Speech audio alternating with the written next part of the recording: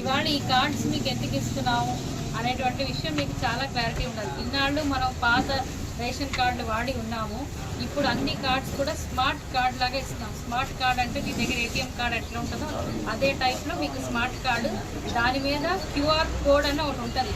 ఆ QR code open చేస్తే మీ వివరాలన్నీ క్లియర్గా వస్తాయి. దాంట్లో మీ ఇంట్లో ఎంతమందికి రేషన్ కార్డు ఉంది, ఒక్కొక్కరికి షుగర్ ఎంత ఇవ్వాలి, రైస్ ఎంత ఇవ్వాలి అనేటువంటి దాంట్లో వస్తుంది. మీ స్మార్ట్ ఫోన్లో ఆ కార్డును ఒకసారి స్కాన్ చేస్తే మీ డీటెయిల్స్ అన్నీ క్లియర్గా వస్తాయి. దీనివల్ల ఈ సిస్టమ్ వల్ల మనకు వచ్చిన పెద్ద అడ్వాంటేజ్ ఏంటంటే, గవర్నమెంట్ ఇంత మంచి ప్రోగ్రామ్ తీసుకురావడానికి అడ్వాంటేజ్ ఏంటి అంటే, మీరు ఎప్పుడైతే వెంటనే తీసుకుంటారో మాకు ఆన్లైన్లో తెలుస్తుంది మీరు నిజంగా తీసుకున్నారా లేదా, మీకు రావాల్సినటువంటి రైస్ షుగర్ మీకు వచ్చాయా లేదా అని మాకు తెలుస్తుంది.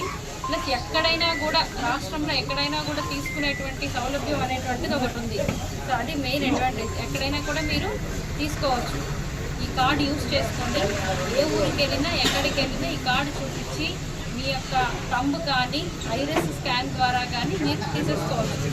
అది ఆ మెయిన్ పోర్టబిలిటీ అనేటువంటి దీంట్లో ఉన్నటువంటి సెకండ్ అడ్వాంటేజ్. థర్డ్, ఇది అందరికీ రీచ్ అవ్వాలి పారదర్శకంగా అని చెప్పేసి ఈ మూడు. ఒకటి, క్విక్గా మాకు తెలుస్తుంది మీరు నిజంగా తీసుకున్నారా లేదా. రెండు, ఎందుకంటే మన రాష్ట్రం ఈకేవైసీలో టాప్ ఉంది, 96% ఉంది. అందరికీ కూడా ఈకేవైసీ ఆధార్ లింక్ ఉంది.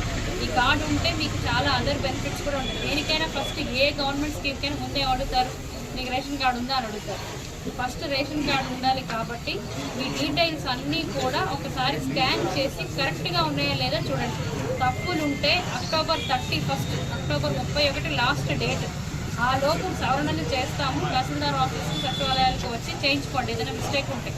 ఆఫ్టర్ అక్టోబర్ 31 తర్వాత ఛార్జ్ 50 రూపాయలు తీసుకుంటారు ఏ సవరణ చేయాలన్నా, ఈ కార్డులో ఏ తప్పులున్నా. అందుకని మిగతా వాళ్ళందరికీ కూడా ఈ విషయాన్ని తెలియజెప్పి అక్టోబర్ 31 లోపు ఏదైనా కరెక్షన్ ఉంటే చేయించుకోండి. సచివాలయం స్టాఫ్ వచ్చి మొత్తం మీకు కార్డ్స్ ఇస్తారు. మీరు డీలర్ గారితో మాట్లాడుకొని కరెక్ట్గా మీరు కార్డు ఈ పాస్లో మీరు రిజిస్టర్ చేసుకొని థంబ్ వేసి కార్డు తీసుకోవాలి. ఈ పాస్లో